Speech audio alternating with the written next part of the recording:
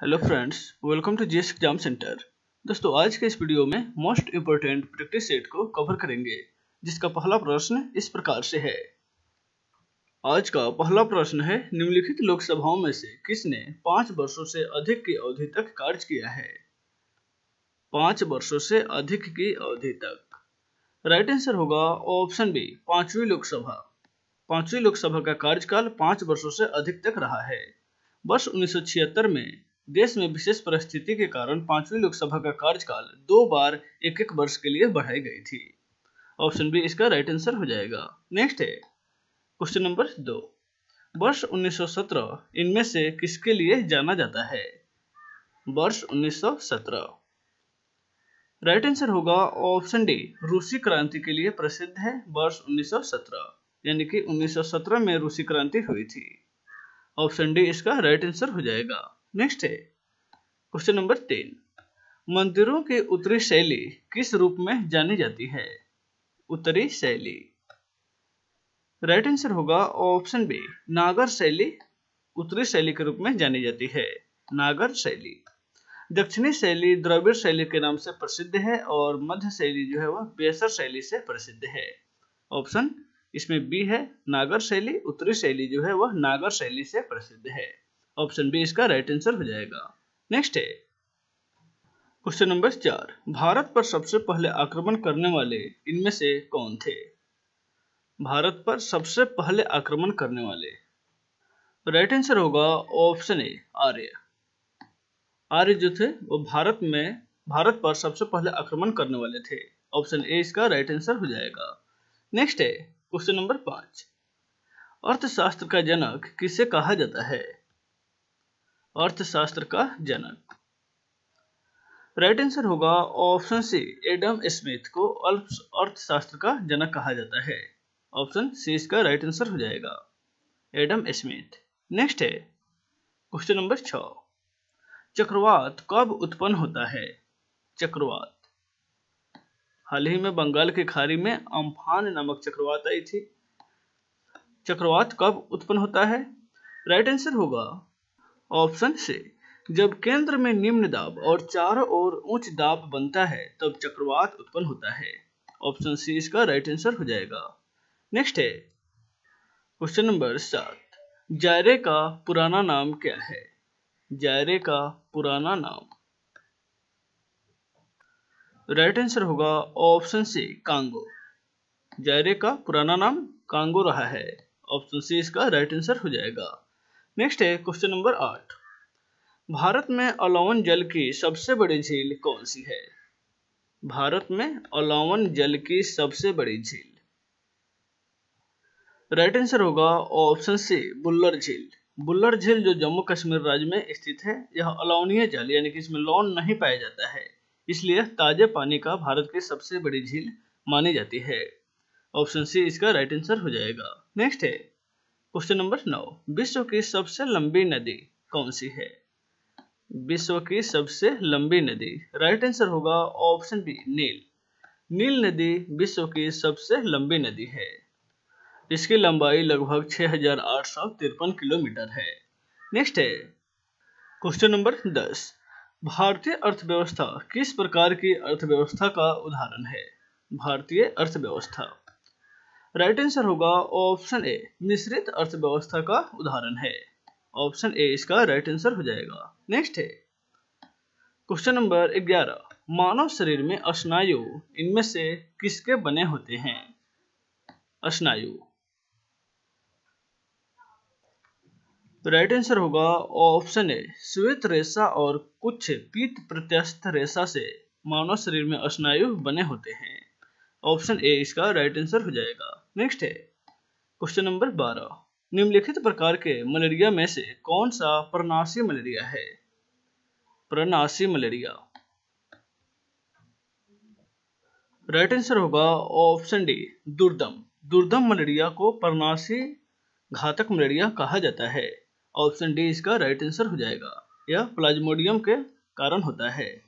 Next है question number 13। सिस्टेमा नेचुरे पुस्तक किसने लिखा है? सिस्टेमा नेचुरे। राइट आंसर होगा ऑप्शन डी, कैरोलस लिनियस के द्वारा सिस्टेमा नेचुरे पुस्तक लिखा गया है। यह पुस्तक प्राणी जनजाति के द्विवर्गीकरण पर आधारित है। नेक्स्ट है क्वेश्चन नंबर 14, सोनोग्राफी में इनमें से कौन सा तरंग प्रयुक्त होता है? सोनोग्राफी में राइट आंसर होगा ऑप्शन डी, प्राश्रव्य तरंग, यानी कि अल्ट्रासाउंड तरंग जो है सोनोग्राफी में प्रयुक्त होता है। ऑप्शन डी इसका राइट आंसर हो जाएगा। नेक्स्ट है क्वेश्चन नंबर 15, कांग्रेस छोड़ने के बाद सुभाष चंद्र बोस ने फॉरवर्ड ब्लॉक का गठन कब किया था? कांग्रेस पार्टी को त्यागने के बाद सुभाष चंद्र बोस ने फॉरवर्ड ब्लॉक का गठन, राइट आंसर होगा ऑप्शन ए, 1939 ईस्वी में 1 मई 1939 को सुभाष चंद्र बोस के द्वारा फॉरवर्ड ब्लॉक का गठन किया गया था। ऑप्शन ए इसका राइट आंसर हो जाएगा। नेक्स्ट है क्वेश्चन नंबर 16, प्रयोगशाला में संश्लेषित किया गया पहला कार्बनिक यौगिक इनमें से कौन सा था? संश्लेषित किया गया पहला कार्बनिक यौगिक, राइट आंसर होगा ऑप्शन ए, यूरिया। बोहलर महोदय के द्वारा सबसे पहले संश्लेषित किया गया पहला यौगिक यूरिया है। ऑप्शन ए इसका राइट आंसर हो जाएगा। नेक्स्ट है क्वेश्चन नंबर 17, निम्नलिखित में से किसमें कार्बन का अधिकतम प्रतिशत अंतर्विष्ट होता है?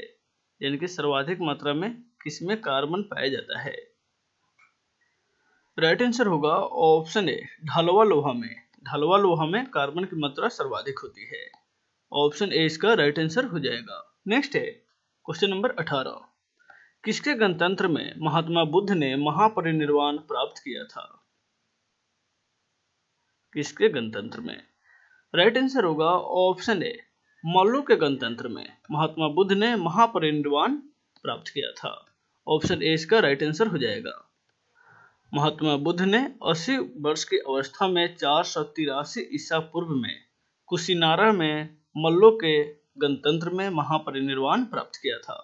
ऑप्शन ए इसका राइट आंसर हो जाएगा। नेक्स्ट है क्वेश्चन नंबर 19, प्राचीनतम भारतीय सभ्यता का नाम क्या है?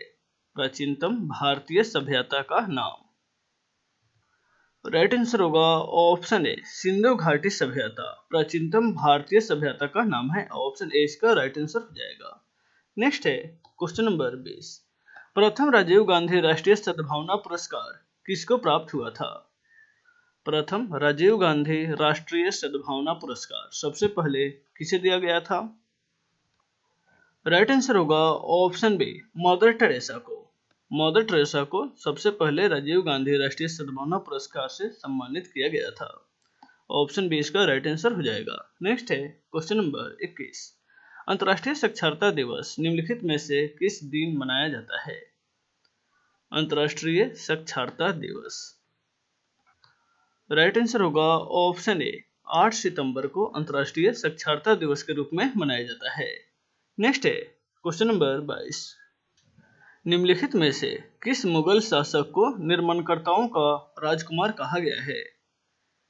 किस मुगल शासक को निर्माताओं का राजकुमार, यानी कि सबसे अधिक किस मुगल शासक ने भवन या मंजिल का निर्माण करवाया है? राइट आंसर होगा ऑप्शन सी, शाहजहां ने। शाहजहां ने सबसे अधिक भवनों का निर्माण करवाया है, इसलिए इसे निर्माताओं का राजकुमार कहा गया है।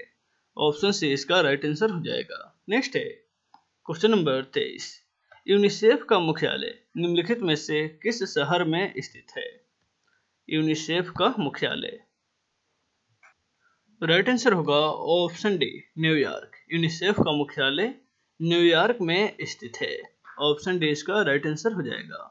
यूनिसेफ का फुल फॉर्म होता है United Nations International Children's Emergency Fund. United Nations International Children Emergency Fund UNICEF का फुल फॉर्म होता है। इसकी स्थापना 11 दिसंबर 1946 को हुई थी।